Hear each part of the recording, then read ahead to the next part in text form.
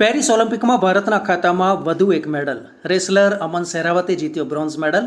Puerto રિકોના રેસલરને 13-5થી હરાવ્યો. ભારતે જીત્યા કુલ 6 મેડલ. વડાપ્રધાન મોદી આજે ભૂસ્ખલન પ્રભાવિત વાયનાડની મુલાકાતે પીડિત પરિવારોને મળશે. રાહત શિબિર અને હોસ્પિટલની પણ લેશે મુલાકાત. રાહુલ ગાંધીએ વાયનાડ દુર્ઘટનાને રાષ્ટ્રીય આપદા જાહેર કરવા કરી માંગ. અમદાવાદમાં એએમસી દ્વારા ચોમાસામાં તૂટેલા કે ખાડા પડેલા રસ્તાઓ પર સમારકામ ચાલુ. ઇજનેર વિભાગ દ્વારા 3454 ખાડાઓ પૂરવામાં આવ્યા. Wet mix, cold mix, hot mix અને જેટ પેચર મશીનોનો થઈ રહ્યો છે ઉપયોગ. કોંગ્રેસ ભવન ખાતે પથ્થરમારા કેસમાં એએમસીના વિપક્ષ નેતા શહેજાદ ખાન પઠાણ અને હેતા પરીખને આગોતરા જામીન આપતી અમદાવાદ સેશન્સ કોર્ટ. અગાઉ પ્રગતિ આહિરને હાઈકોર્ટે આપ્યા હતા આગોતરા જામીન. ગત 2 જુલાઈના રોજ કોંગ્રેસ ભવન ખાતે ભાજપ અને કોંગ્રેસના કાર્યકરો વચ્ચે થયો હતો પથ્થરમારો.